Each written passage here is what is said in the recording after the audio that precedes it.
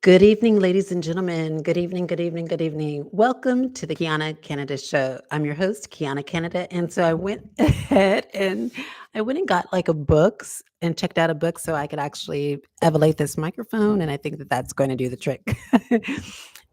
Welcome to the Kiana Canada Show. I hope you're having an excellent evening. I feel elated today. So, there's a lot of things that we're going to be talking about today. Our discussion for today has to deal with coping with racism. I know it's a sticky subject, but we are going to be talking about that today. But before we do, ladies and gentlemen, don't forget to like, share, and subscribe to this channel. Remember that your likes and your shares, what it does is it pushes videos like this up in the algorithm. It tells the algorithm that videos like this are important. But we must remember that just because videos like this are not pushed up in the algorithm, it does not mean that videos like this are not important. And it's if you can see in the back there, it's facilitating discussions about racism. I actually shout out to Sabby Sabs.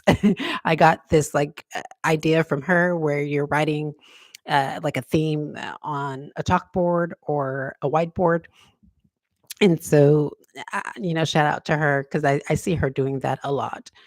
And so that's what we're going to be talking about today. Ladies and gentlemen, today I was supposed to actually record a video about transnational repression. And I was going to be sending that video, well, recording that video and talking about transnational repression, but asking the Prime Minister Keir Starmer to address transnational repression in Belfast. And so, yeah, for some reason, I think that intelligence agencies intercepted that video because I recorded the whole thing in the Law Pod studio at my university, and so there's a black screen in the background, and I'm actually wearing this same shirt. But when I recorded the entire video, ladies and gentlemen, for some reason, the video didn't open. And so I'm going to go there again and record. But I think, to reiterate, I think that the intelligence agencies were disappointed that I was recording a video like that. And so what they did was they intercepted it. With that being said, it's important for me to go ahead and give the spiel about transnational repression. Essentially, transnational repression is where countries are using their diplomatic relations and their intelligence capacities to reach across borders to silence the dissent of citizens and foreign nationals. Now, when we think about transnational repression, ladies and gentlemen, we're often thinking about countries such as those in the global south that are perpetrating acts of transnational repression, intimidating the foreign national in the host country, making it unbearable for them to exist in the host country. But we must be reminded that they're not the only ones that perpetrate acts of transnational repression. There are other countries that are actually engaging in acts of transnational repression, such as the Republic of Ireland, its intelligence agencies, and the United States of America. The United States of America is sitting on top of the hierarchy and is actually a proponent of transnational repression and essentially is using its coercive power to direct states.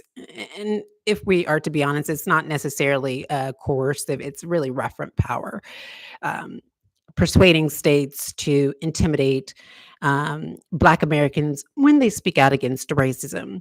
And so, ladies and gentlemen, we are going to be having a very candid discussion today about racism. If you can look at the thumbnail of this video, you see that this video is protected by Article 14 of the European Convention on Human Rights. And so Article 14 is the prohibition of discrimination. So protection from non discrimination in, of course, the European Union. And although Belfast is not part of the European Union, it is still party to the European Court of Human Rights.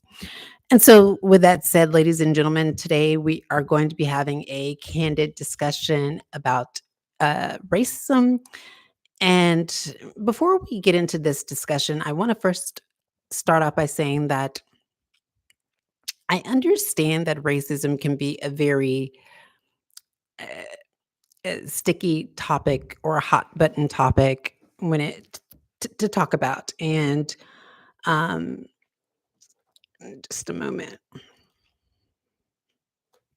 Yeah, so I understand that it's one of those hot button topics uh, to talk about, and I really apologize that the video quality is going in and out and in and out. There's just nothing that I can do about that, but um, we're going to continue our discussion irrespective of the fact that it's doing that.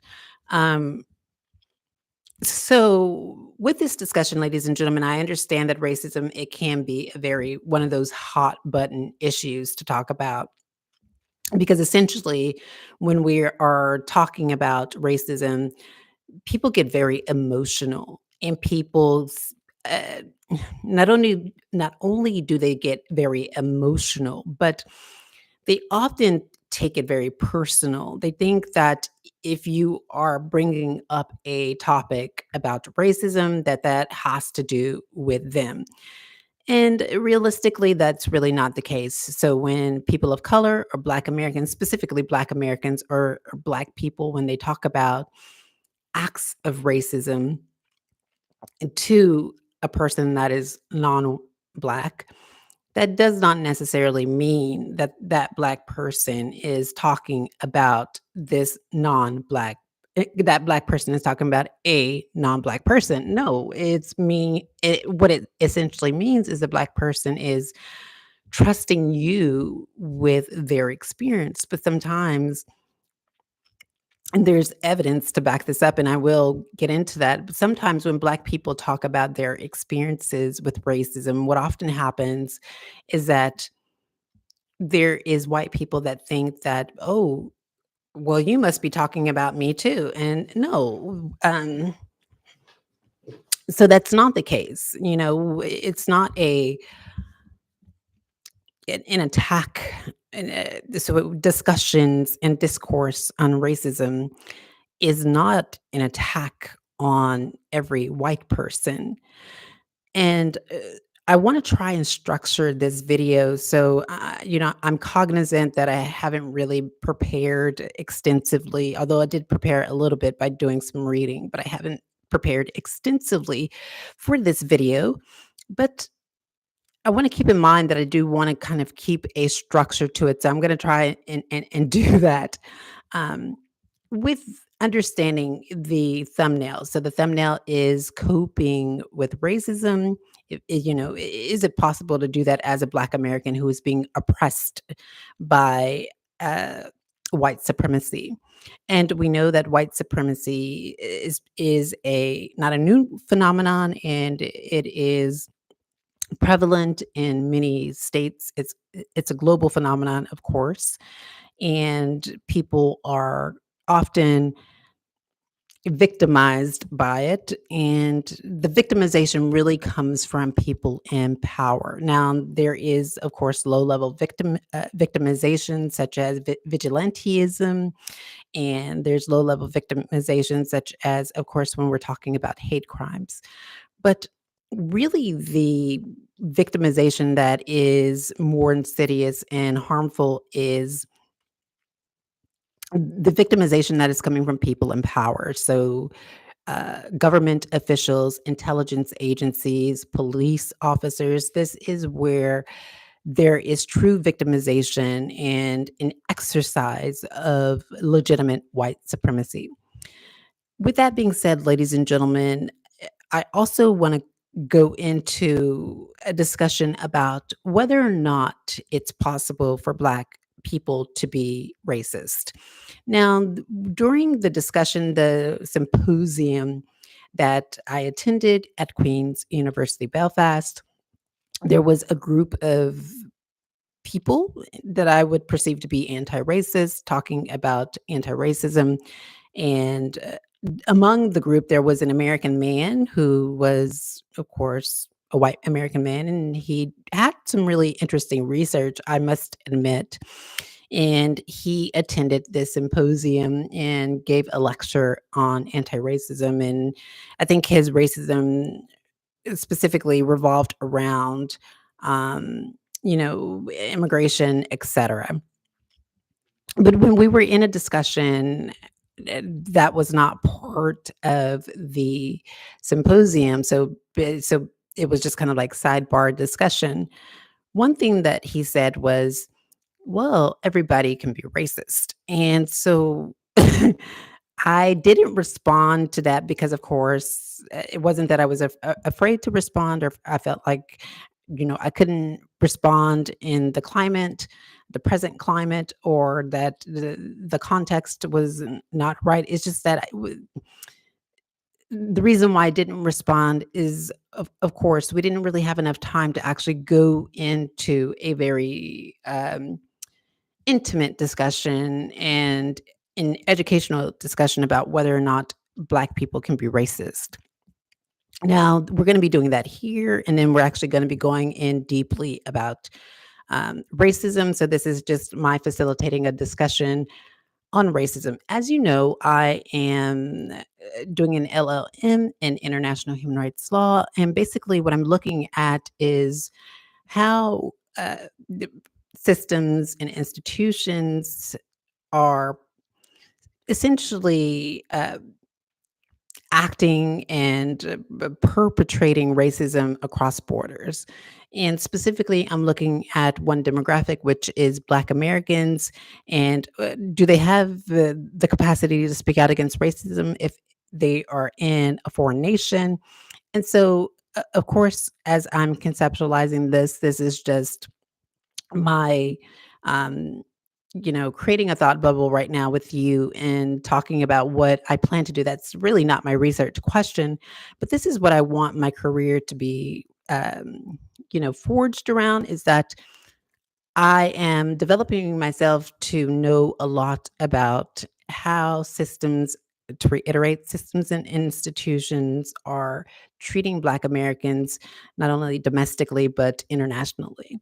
And so there are some excellent scholars that are doing work on racism, such as Dr. Ibun Joseph. She is in the Republic of Ireland in Dublin, and I met her the other day. And so, like, I have always wanted to meet her because she was doing excellent work on anti-racism and talking about how systems and institutions are impacting people of color. So when I got the chance to meet her, like, I was like very excited.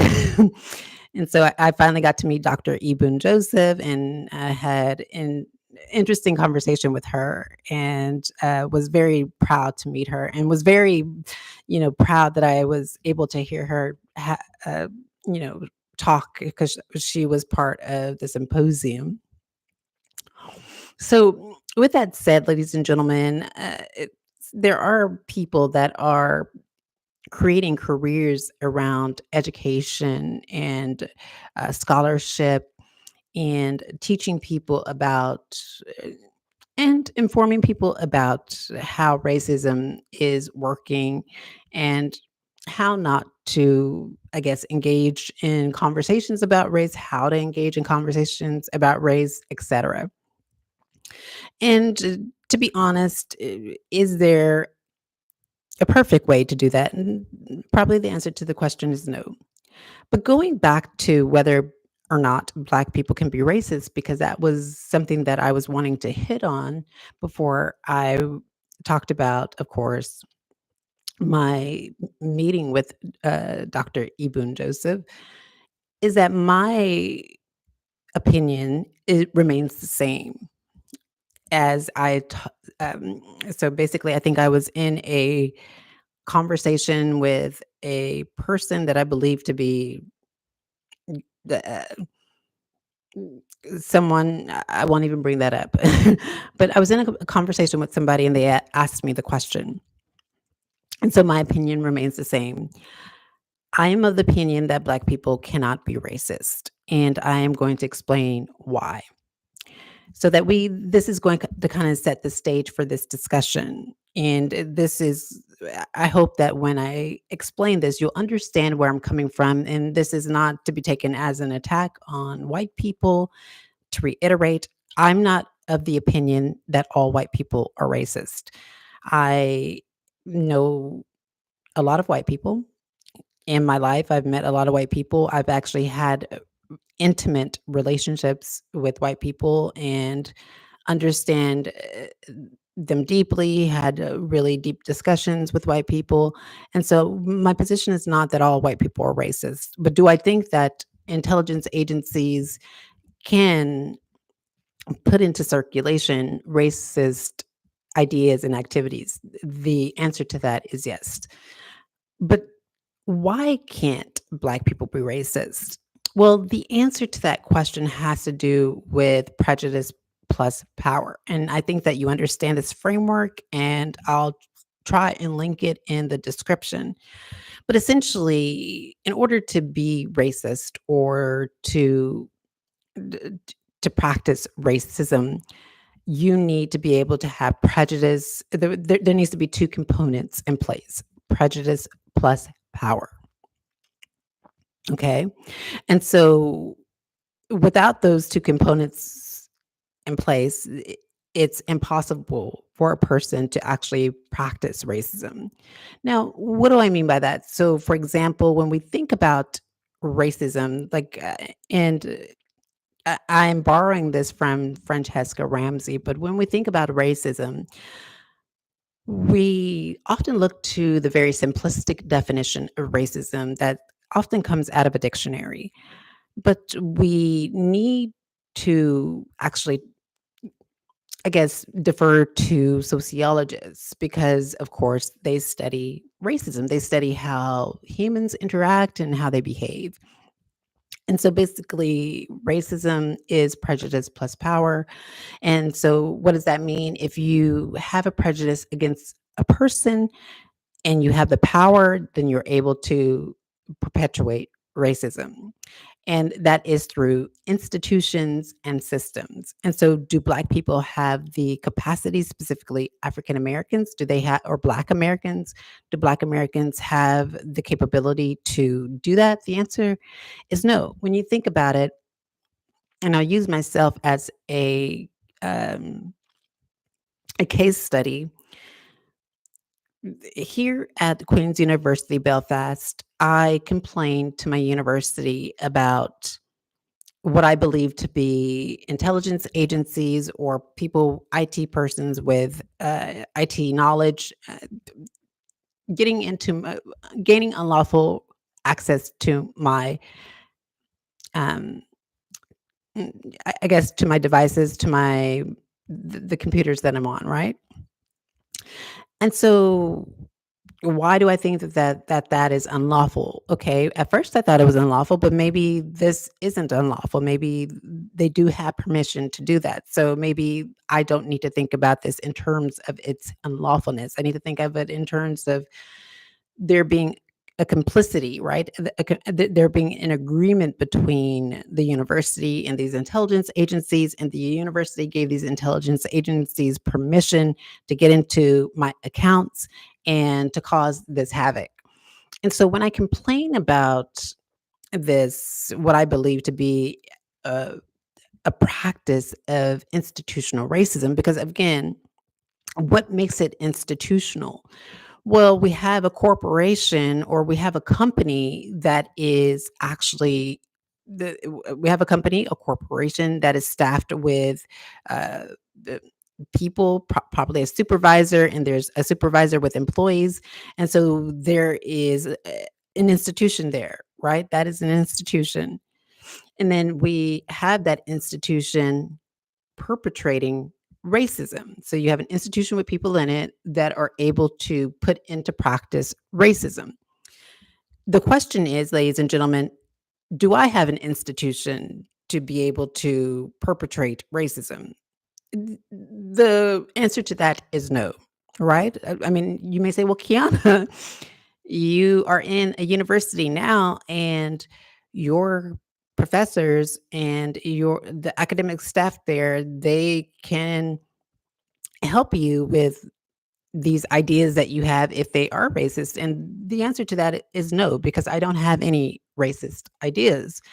Um, and going back to the original discussion about the intrusion into my devices. So when I complain to the practitioners or to the university here, they don't take it seriously.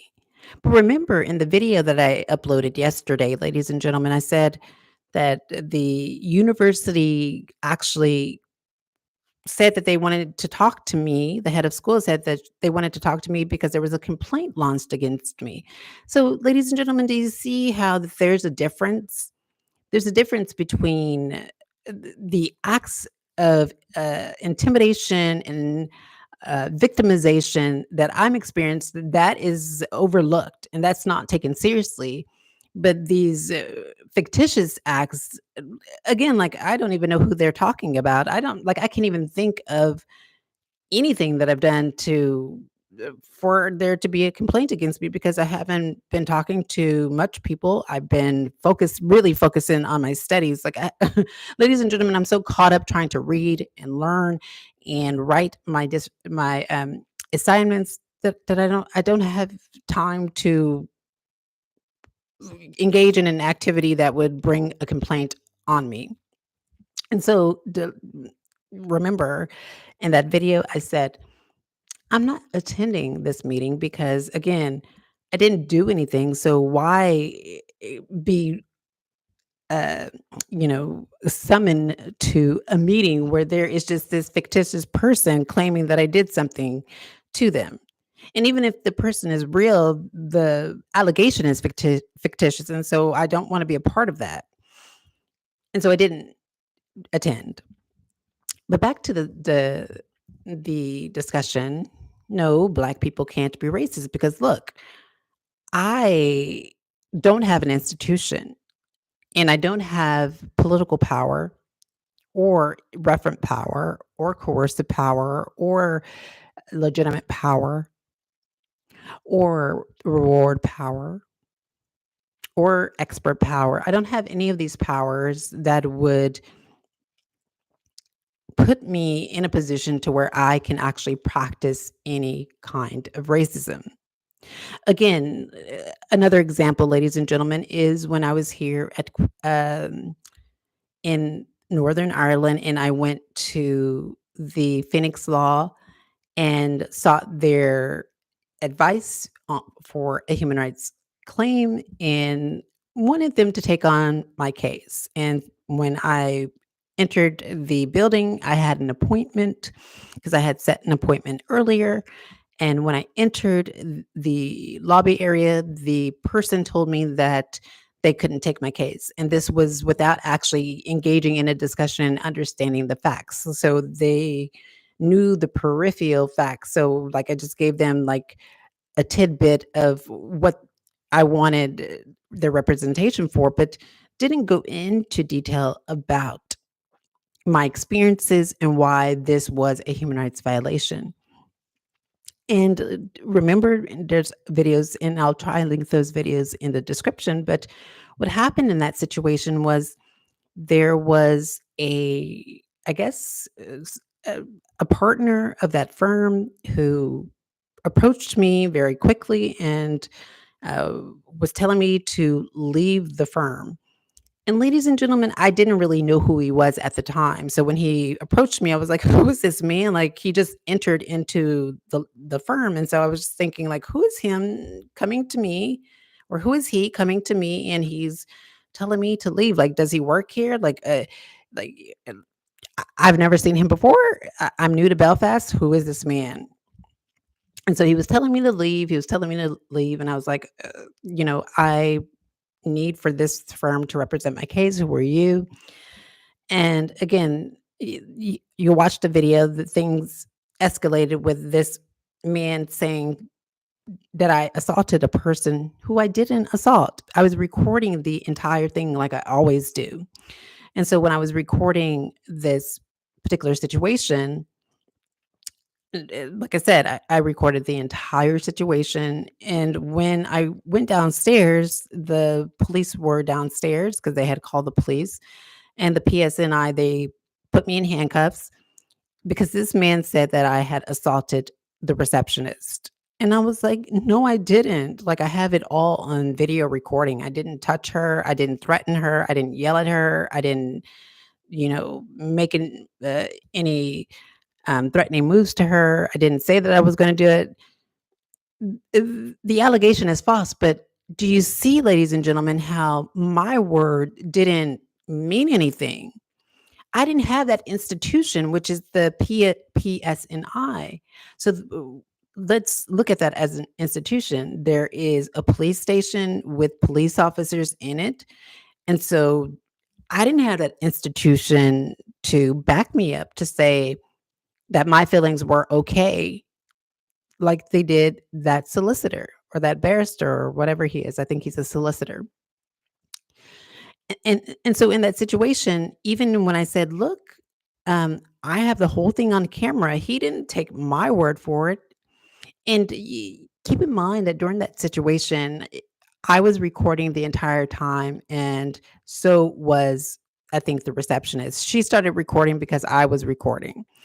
And so I guess she felt the need, oh, she's recording, so I should be recording too. And I think what happened is when the police officer went upstairs and they looked at her video, they seen that I didn't do anything. I was telling them that I was afraid because I was going through transnational repression. But before that, ladies and gentlemen, had probably I never taken out my recording and recorded the entire incident. What would have likely happened is I would have been hauled off to jail and had a false allegation on me that I couldn't get off of me because I had this very powerful white person putting this allegation on me. And I think this, and you can go back to the video, but I think this solicitor felt guilty about that because this law firm, and I talk about this in the video, the previous video, but this law firm, what it does is it actually takes cases against like prisons and police officers, police brutality. Like they're really good with like identifying, uh, acts of malfeasance and negligence, etc. And so I think he felt guilty about that because like he was in uh, co- y- conspiring with this system to try and put me in jail when I didn't do anything wrong. And so that is an example, ladies and gentlemen, as to how a Black person, even experiencing something very legitimate, cannot exercise any kind of racism. Like, ladies and gentlemen, even if I decided that I wanted to launch a false allegation against somebody, no one would ever take that seriously because I'm Black.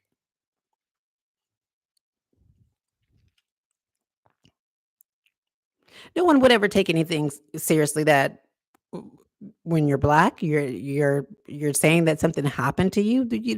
People say, "Where is the proof? Where's the direct proof?" Right? And so when it comes to Black people, there's always this obligation for us to produce proof, direct proof of acts of racism.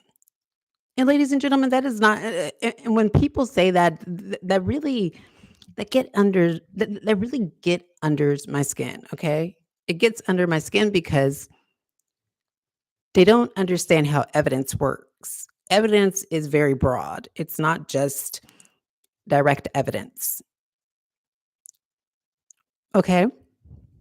So you have direct evidence, you have circumstantial evidence. So circumstantial evidence is when viewed in its totality, one could conclude that whatever that person is making a claim about, that evidential burden is satisfied. So direct evidence, circumstantial evidence, testimonial evidence. And ladies and gentlemen, this is another thing that I don't understand. When you're a Black person, you don't have the privilege of having testimonial evidence, or excuse me, giving testimonial evidence. But this is afforded to people that are white. Indeed, we've seen that in the case where I was at the law firm. We've seen it here at the university. So, when people say, "Where is the proof?" I have to tell them, I said, "You know what? Proof, evidence is very broad." Again, testimonial evidence, circumstantial evidence, direct evidence, electronic evidence. And some of these forms of evidence, of course, they have to be authenticated. But there is really not any system in place or uh, opportunity, not necessarily a system in place, but there's not that opportunity for Black people to have any evidence authenticated. And on the last is one last thing about evidence, ladies and gentlemen. And I'll probably cover evidence in another video because, like, the evidence is a very um, really broad topic and it's very important. And it might be a legal video, although I'm not going to be giving legal advice. The video will be like education, but from a legal perspective, right? But when we are talking about evidence, I think what people don't understand is that there is a burden shifting framework. And so when it comes to evidence, the plaintiff or the complainant, all they need to really do is make out a prima facie case that there is racism. So on its face, it looks like that there's enough facts to show that there is an act of racism, direct or indirect. Now, just because you don't like the facts, just because you don't like, the chronological facts that are in place, that does not mean that there are not enough facts to make out a claim against racism. Again, the complainant, their duty is to present or to make out a prima facie case. Once they do that, the burden shifts to the defendant or the government to give a legitimate reason, right? Okay, this is a legitimate reason for this discriminating behavior or these discriminatory policies, uh, this discriminatory um, positions that they're taking. And if they can do that, ladies and gentlemen, then the burden shifts back to the complainant. And the complainant then can rebut that presumption, right? Or, excuse me, rebut that evidence, whatever that evidence is. Or if there is a presumption in place, it can rebut that as well, right? And then once the complainant rebuts the presumption or this evidence that is in front of them, then the burden shifts back. So that it's like going back and forward.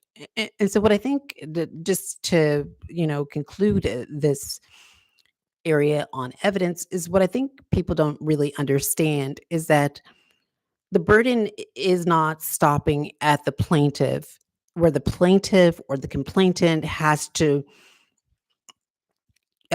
bring all the evidence before them and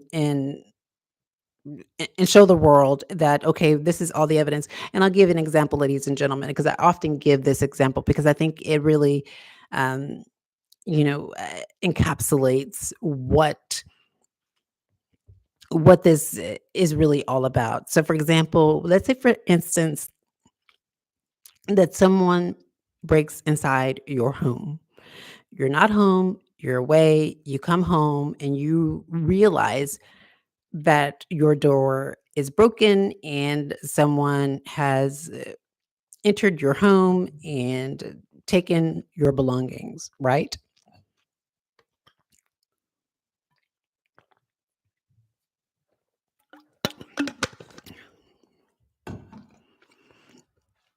You see that, you are afraid, you call law enforcement come to your home, and when they come to your home, at that moment, you tell them, "Somebody, if you can see, someone broke into my home and things are missing from my home." Now, ladies and gentlemen, if we use the logic of people that are saying, "Well, where's the proof?" You know, that person wouldn't be able to file a claim with law enforcement because then they're saying that their things are items are missing from their home, and the police would say, "Well, can you prove that any items are missing from your home?" And you can't prove a negative. And there's case law to back that up. Like you can't ask a person, and the case law is actually within like asylum case law, but you can't ask a person to prove a negative. So you can't say, "Well, prove that something was missing from your home." Okay, like for example, if somebody took my china out of my cabinet, how can I prove that someone took it? I mean, it's not there. Like I see that it's not there, but the logic of the people is I have to prove that there was china in the cabinet, not that somebody took it, right? I mean, my testimony alone should be sufficient enough to say, okay, well, there was china in the cabinet, but there's no china in the cabinet now, and so someone took it, and because somebody took the china out of the cabinet, that means that somebody stole it, right? I didn't take it. I didn't hide it. But this logic, ladies and gentlemen, I know this is kind of circular and I really do apologize, but I just kind of want to like so that you can understand this. The logic of these people is that, to reiterate, they want you to prove that you had china on the shelf or inside the cabinet, when really you just have to make the complaint to say, "Well, I know as an epistemic subject that I had china in the cabinet." And being an epistemic subject, I know that when I come home, china is no longer there. So that tells me that somebody took it. I didn't take it. So then who took it? Right. So that concludes this, ladies and gentlemen, because again, you see how like this actually sends us down the rabbit hole to try and figure out like we would never be able to file a claim. We would never be able to go to law enforcement for anything. We would never be able to actually go to any institution or organizations for anything if we always had to show direct proof that someone took something from us or that someone engaged in a particular activity or someone violated our rights.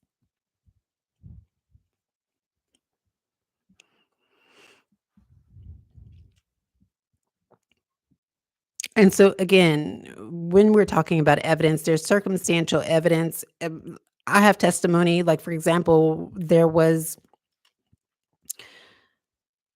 uh, I won't talk about that, but again, you see where I'm coming from, right? You see where I'm coming from. And I'm sorry that that's been like a very, very circular situation or very circular like discussion about someone's evidential burden. But ladies and gentlemen, in reality, that's exactly how it is. Like it's that circular. You see how circular it was just having a discussion about it.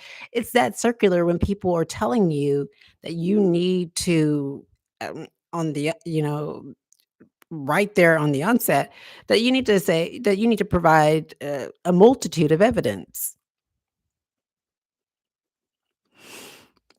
Getting off that, so I say that to say it is my opinion that Black people cannot be racist. And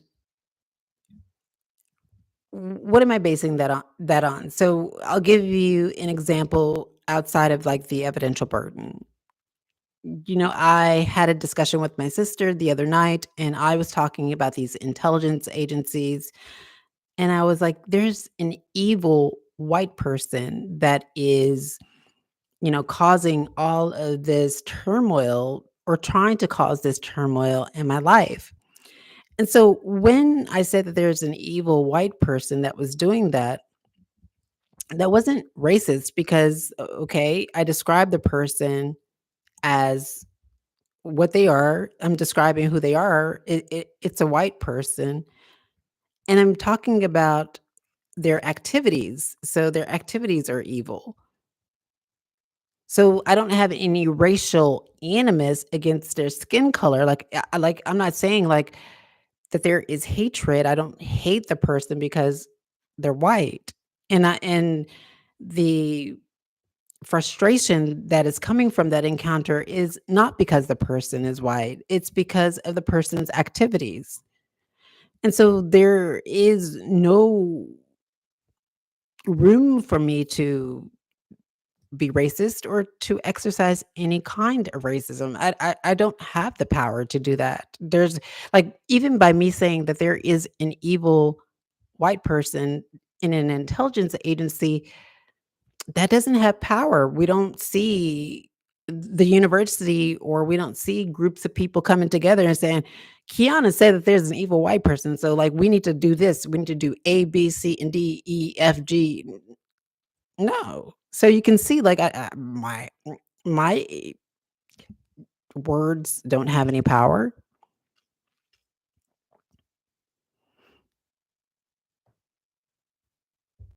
And this also goes back to like some of these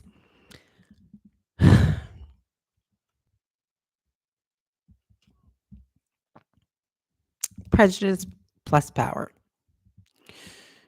That is what you need to practice racism. And I just don't have that. I don't have I just really don't have that.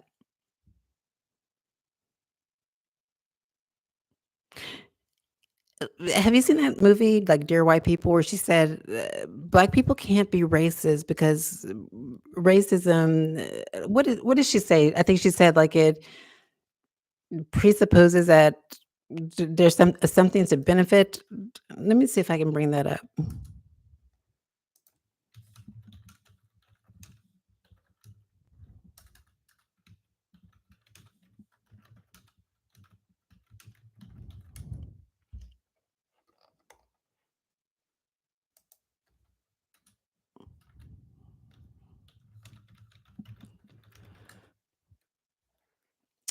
Okay, I'm going to share my screen.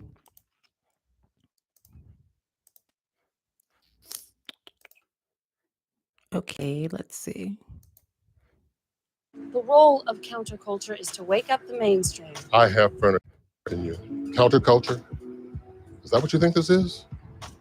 Your little show? What about my show? The show is racist.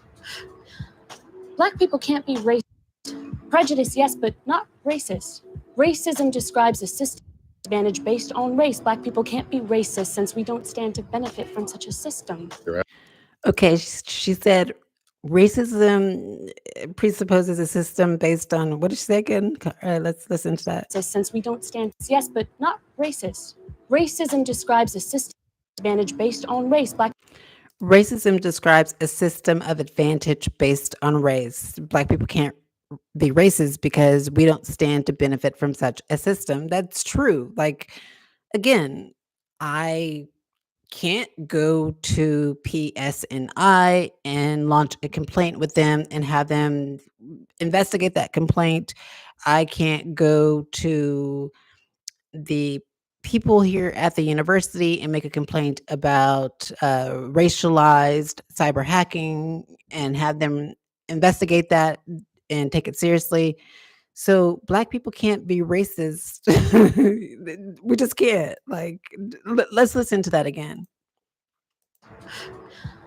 Black people can't be racist. Prejudice, yes, but not racist. Racism describes a system advantage based on race. Black people can't be racist since we don't stand to benefit from such a system. Your antics are making press. It describes a system of advantage based on race. Black people can't be racist since we don't stand to benefit from such a system. True. That brings us to the penultimate. And this is what I want to talk about, right? Race Talk and the Conspiracy of Silence is by Derald Wing Sue. This is going to be an interesting book, ladies and gentlemen. There's some sections in the book that I actually find very interesting. And so, hold on.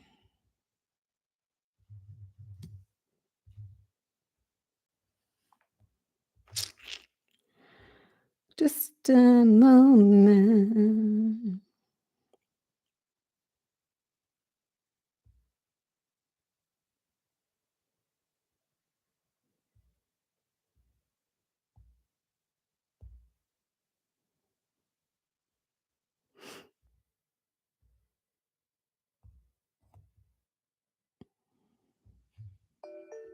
Just a moment, ladies and gentlemen.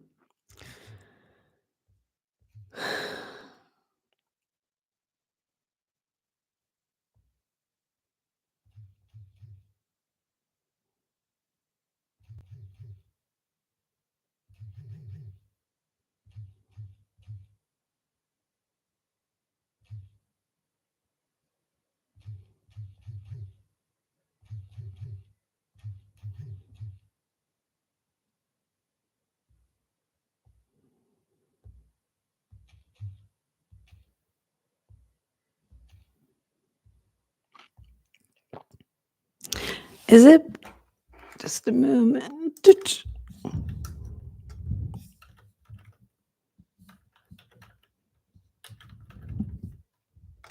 Yeah. Yeah. So for our, okay, so let's go ahead and get into it for our discussion.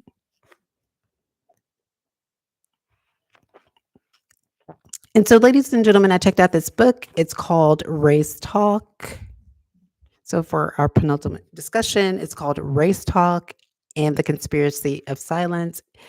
And I'm reading this book. As you can see, I have tabs in it. And um, I want to talk about racism in the context of complaining to university officials about acts of racism being perpetuated by people in power. Now, uh, Sue speaks about racism in terms of people of color at universities making complaints about racism or talking about racism. And he goes into detail about students and faculty members. But I think what I'm going to be looking at is from the perspective of a Black person complaining about racism from someone in power, such as an intelligence agency. So I'm using this scholarly research or this content to talk about that angle.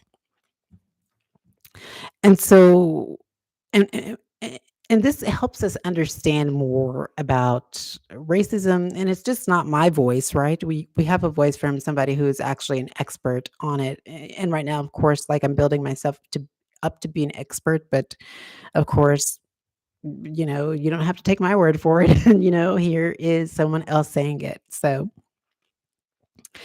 and it's quite lengthy, but this is what the discussion is going to be about. So I am going to be probably like um maybe snipping this video into sections, but it's about the impact of race talk with specifically white students or faculty members. And again, I'm not going to be looking at the angle of students. I'm just going to be really focusing on the faculty and making a complaint about racism or a racialized practice from intelligence agencies or people in power. But when I read this, you can understand like, okay, this is how other people are talking about it, right? Okay, let's see.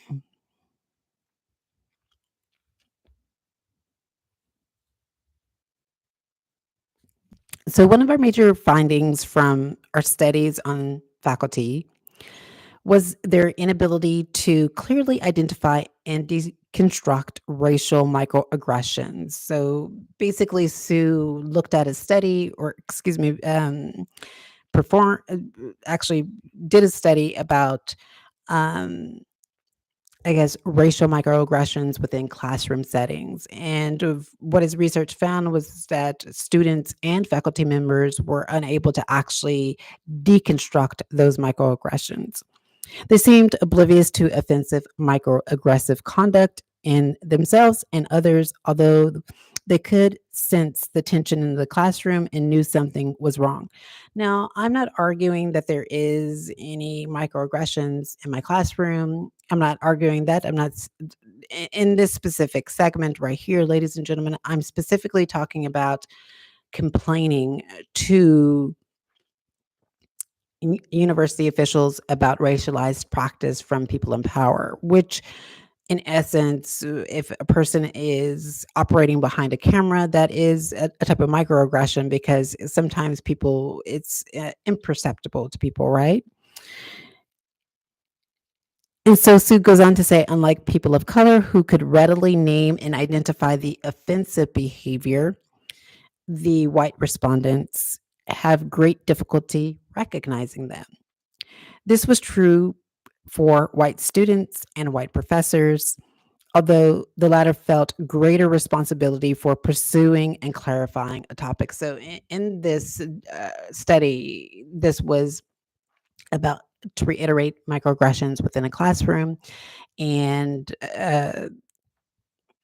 maybe students or uh, teachers, faculty members said something or did something that was a microaggression, a micro insult, or a micro invalidation. And Sue has found through this research that people of color, they were able to actually recognize these micro insults, micro invalidations, and micro aggressions.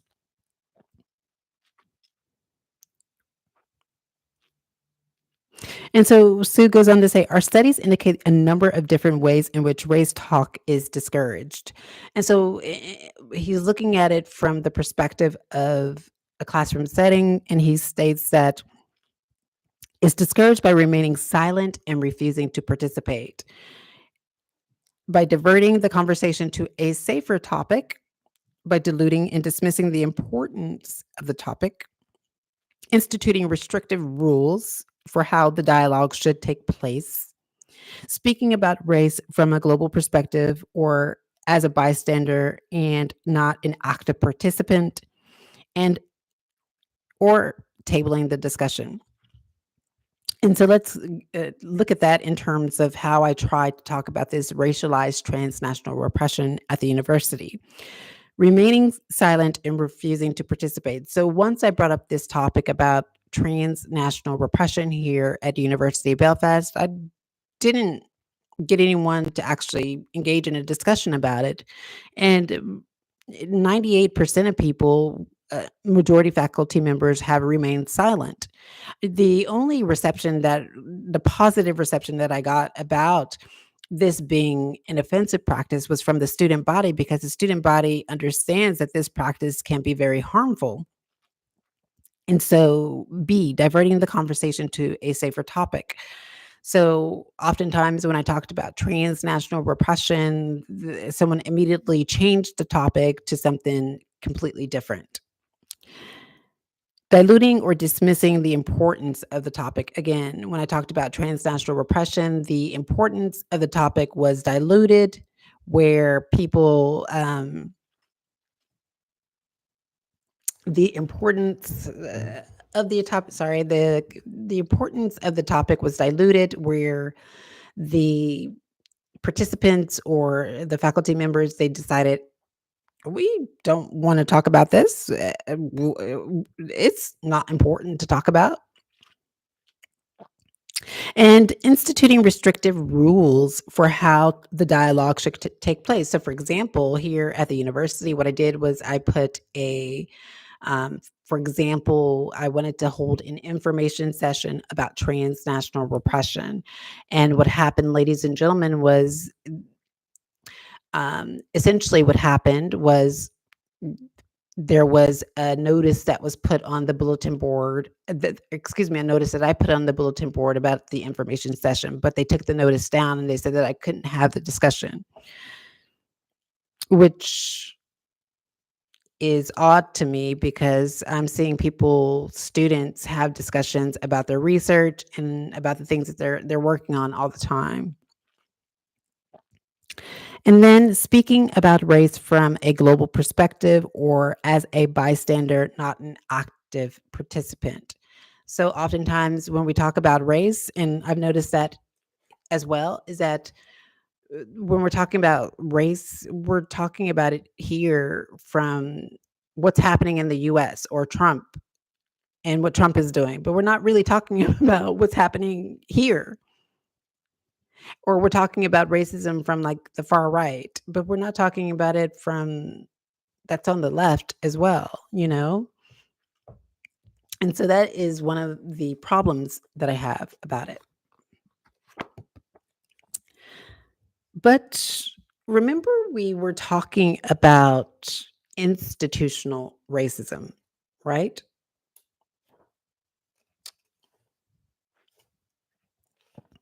We're talking about institutional racism, and I want to kind of go into what that is so you don't have to, again, you don't have to take my word for it. Just a moment. Okay, so I described what practically is institutional racism, but if we want a scholarly definition of what it is, I'll give that to you. So, as mentioned, or so the scholar's name is J.M. Jones, and J.M. Jones' definition of institutional racism labels as a set of priorities and accepted normative patterns designed to subjugate, oppress, and force dependence on individuals and groups on broad societal values. It does this by sanctioning unequal goals, unequal status, and unequal access to goods and services. Now, remember, ladies and gentlemen, I spoke about going to the law firm and seeking legal representation for acts of anti Black racism. And so, when we're thinking about institutional racism, how these institutions are at play, this is, a definition on it.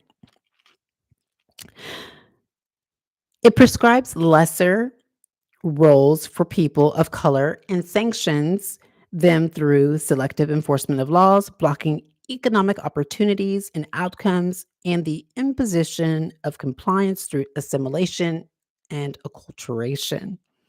Institutional racism is any institutional policy, practice, structure, and government, business, unions, schools, places of worship, courts, and law enforcement agencies. So remember, ladies and gentlemen, remember earlier, I was telling you how there was this institution that had law enforcement in it that could be summoned to arrest me, right? When I didn't do anything wrong. And then we're talking about governments that are behind these intelligence agents or government figures or these contracted people that are working for governments or collaborating with governments. This is exactly what it is, ladies and gentlemen.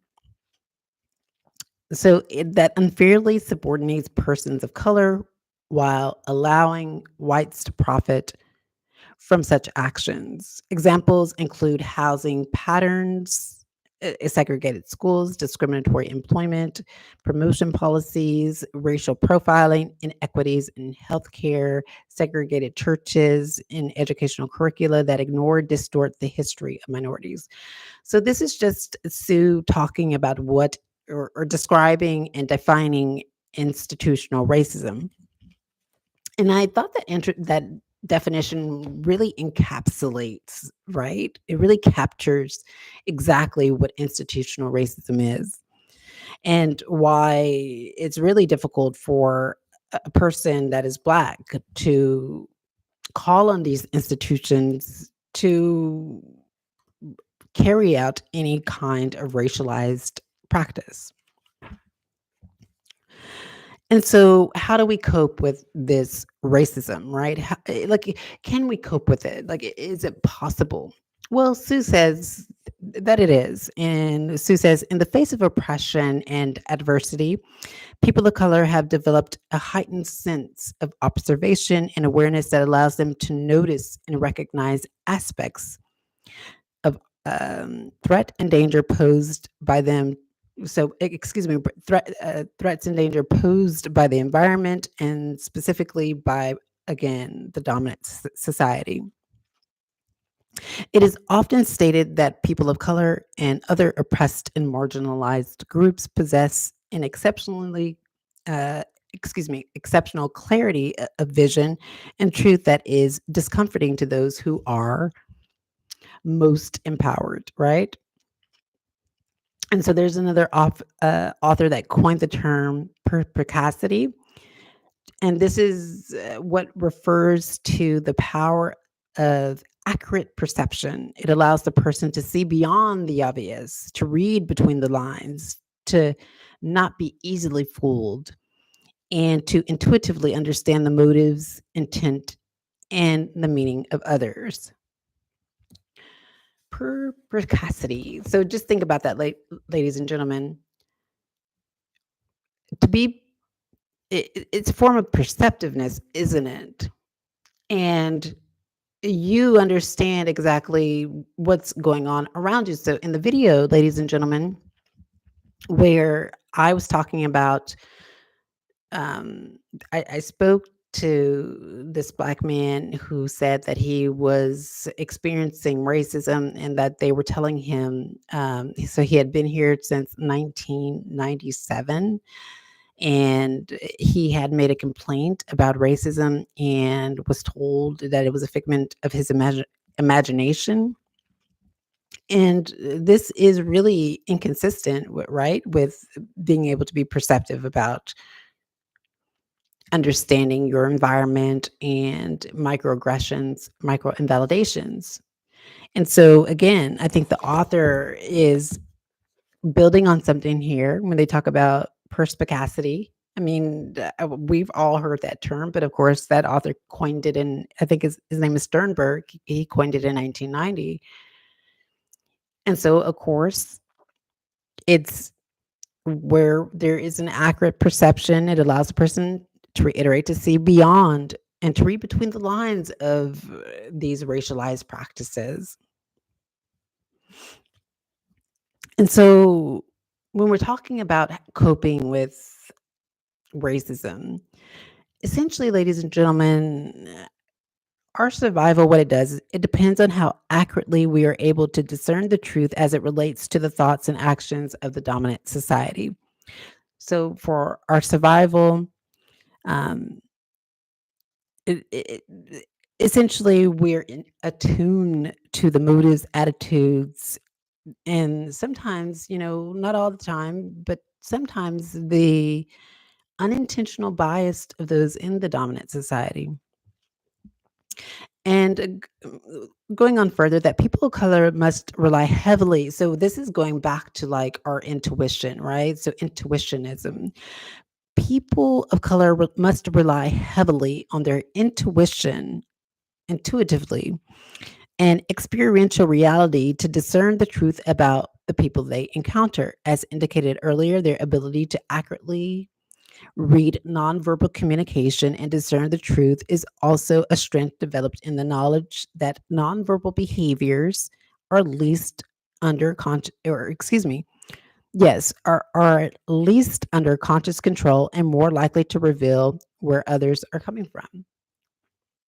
And so these clues to consciousness, and so we're talking about the clues to conscious deception and unconscious bias can be seen more readily through facial expressions, is what Sue has found out.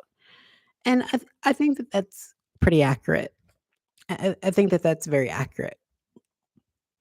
And so, why did I bring that up? So, I think what helps us contend, ladies and gentlemen, with let's see, is there anything else? Let's see.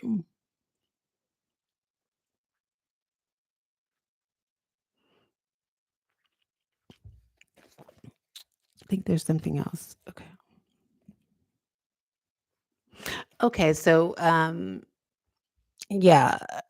So I guess that's how we cope with it, right? We cope with it by really understanding it, by intuitively recognizing it, by being able to differentiate it from what it is and what it is not, and what respectful encounters ought to be, and then what these encounters are, right? What this encounter is and what it ought to be. And so what it is a microaggression that's happening within this encounter, but yet it ought to be, ladies and gentlemen, it ought to be a respectful encounter, but it's not. And so going back, ladies and gentlemen, and I'll wrap this discussion up about coping with racism, because I think this is something that we can do if we're very intuitive and in tune with understanding how it works implicitly and explicitly. um, if we're in tune with ourselves and those around us, I think that we can cope better and understand how this process, understand how these acts of racialized oppression, the impact that they really do have on us, right? And how we can actually contend with it or deal with it in an assertive way. And it's not always going to be assertive. Like when you're going through racism, it is really an attack on your character. It's an attack on your livelihood. It's attack on your personhood, and it's not easy. But through time, you become resilient and you learn how racism, how it operates, and how people put racism into practice. And so and through that trial and error, going through it, you become more resilient about how these practices are coming your way.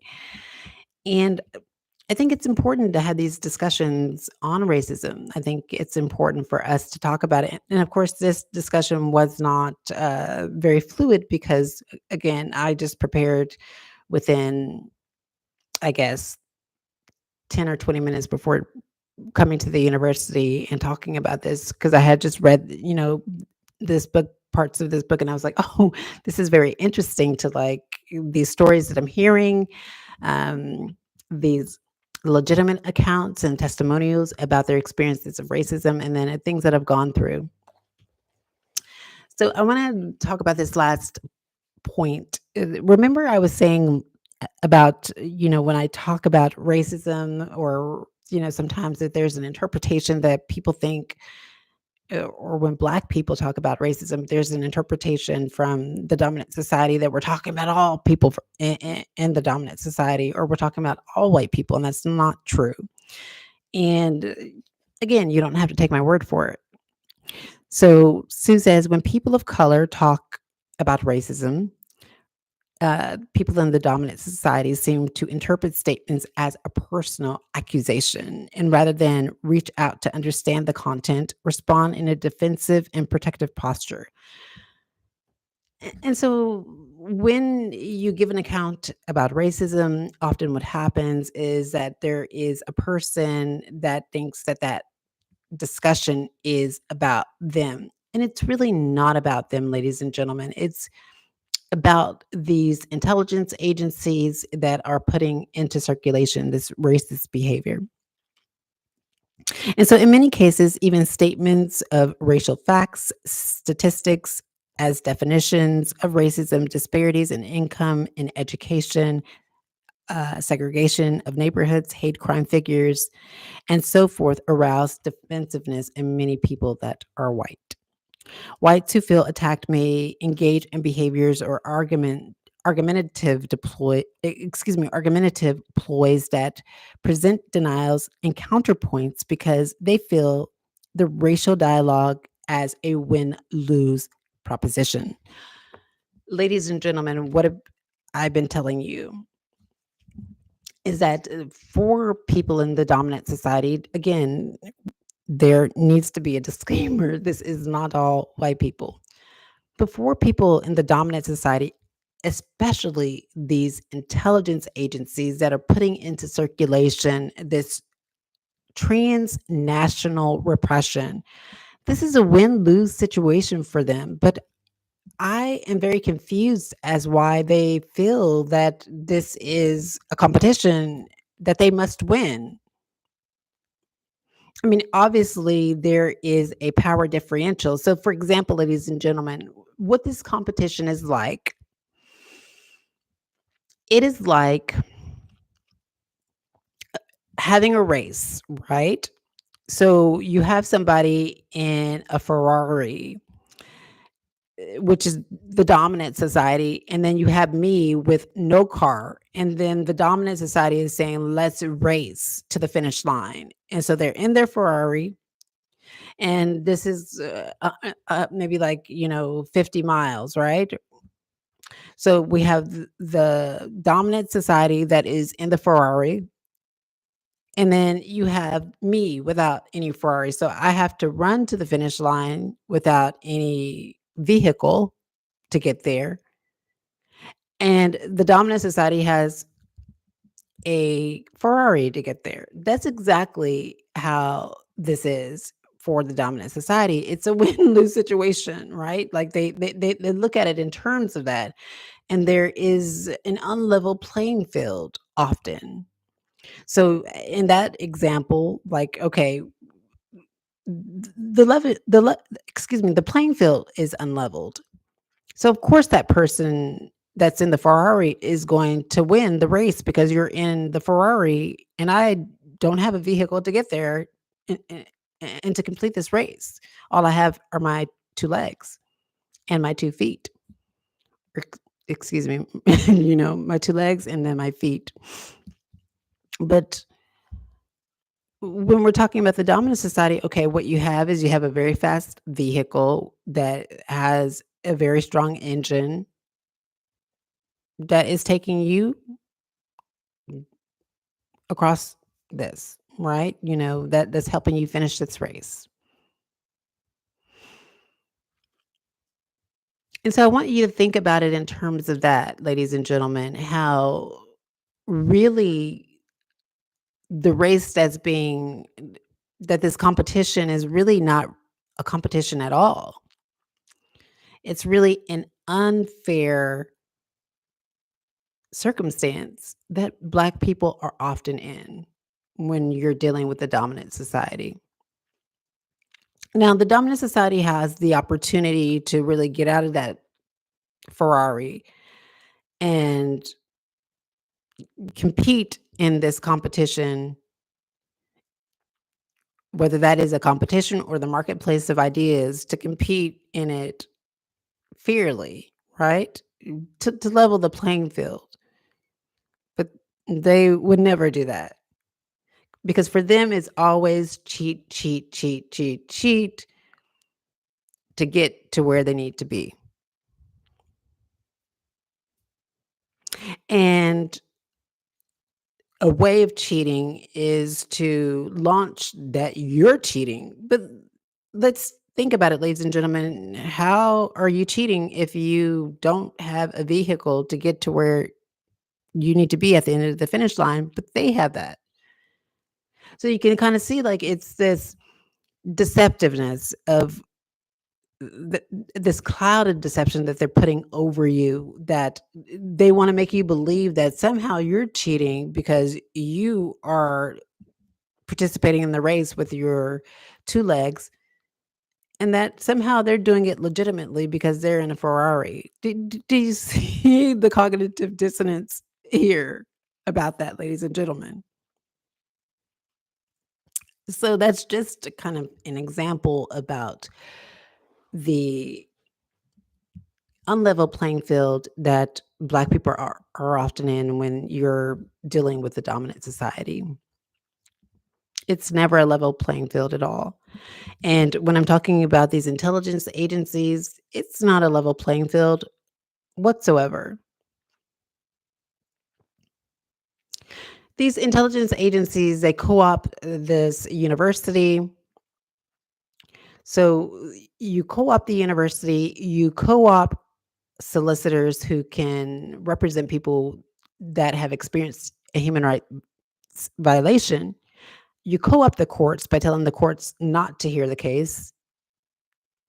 So you're blocking access to the courts. You won't even let a plaintiff inside the court. And if the plaintiff gets, it has the possibility to get inside the court, they can't even file a complaint.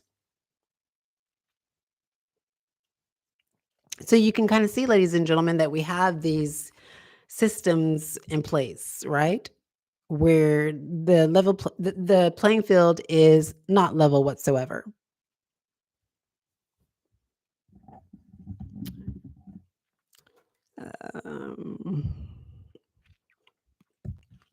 The playing field is not level whatsoever.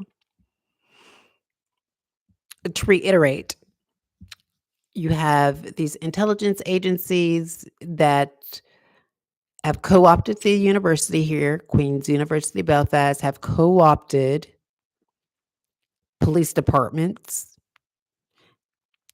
have instructed police departments not to take any complaints when a person is being victimized or abused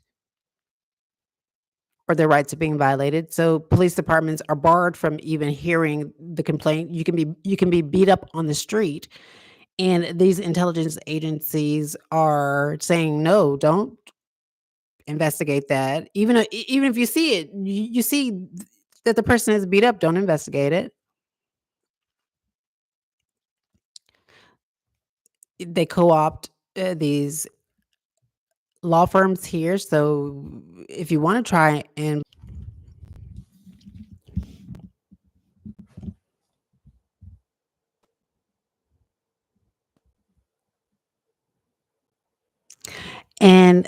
they also co-opt human rights organizations. So for example, if you go and you try and ask for the assistance of a human rights organization, they co-opt those organizations. So you can kind of see, ladies and gentlemen, how the playing field is not level. It's not level whatsoever. They co-opt the university. So they're co-opting this university by actually interfering with a person's ability to get an education unmolested. Ladies and gentlemen, for example, the instructors in the human rights program was 100% watered down compared to all of the other programs. So and I believe that this does have to do with the co-opting by these intelligence agencies. To be clear, in all of the other law programs, all of the other LLM programs, all of the other programs, they were doing competitions, they were doing presentations. For example, in the law and technology, I think it was the law and technology program, they did like this competition, and this law firm came, and whoever gave the best presentation won 200 euros, or excuse me, 200 pounds. So everybody within that team, whoever won was gifted by the law firm 200 pounds. And they had multiple presentations, but within my particular program, ladies and gentlemen, we didn't have like any competitions or any presentations. They had multiple debates, etc., ladies and gentlemen. And I believe this has to do with, again, co-opting this university to intimidate and to interfere with the knowledge and the experience, the experience of being a student in a university, you know? So I want to reiterate one more time. There's co-opting a university here at Queen's University Belfast, these intelligence agencies co-opting um, human rights firms, uh, attorney firms, so law firms telling these human rights and law firms not to take the case, or telling these law firms that there is an investigation that they're into or that they're doing or they're looking into or researching, whatever they're telling them. Essentially co-opting the entire country. If there is, ladies and gentlemen, if there is ever a image of what that looks like, it is where you see like the strings and there is this, uh, this hand strings coming down attached to like a nation. That's exactly what's happening. No one here is a free agent. No one here can make their own decisions because you have countries like the Republic of Ireland who have a lot of influence in the United States that are making decisions. And when they do that, that's called transnational repression. And there you have it, ladies and gentlemen. I know that this has been a very lengthy discussion and it is probably going to be broken down. Remember, I was supposed to do a letter to a talk to with I was supposed to give a talk and present that to the Prime Minister Keir Starmer on my own. I was going to do that in the Law Pod, but I recorded that video and in the Law Pod, and it was intercepted. And so I guess the intelligence agencies, they're probably what they're going to do is they're going to take that video and do one of two things. They'll dispose of it, or they'll take it and they'll remove like the voice from it and then insert, they're doing this from what I understand, like they're actually, you know, manipulating the content that somebody has and making it appear as if they're saying something that they're not saying. So they might do that. But again, this book, ladies and gentlemen, is called Race Talk. It and the Conspiracy of Silence, Understanding and Facilitating Difficult Dialogue on Race. It's a very interesting book that I'm reading, and it is something that I want to share with you. And don't forget to like and share this video. I know that this was just kind of like a very discombobulated discussion, but it was just something that I thought about. It came to my mind and I was like, I want to talk about that. And then so I didn't really prepare enough for it, but I did do some reading and then understood how I can apply that to real world situations. But at any rate, don't forget to like, share, and subscribe to this channel. That is going to help this content a lot. I am going to be doing some new videos that I'm going to be talking about in the next video. So talk to you soon. Bye-bye.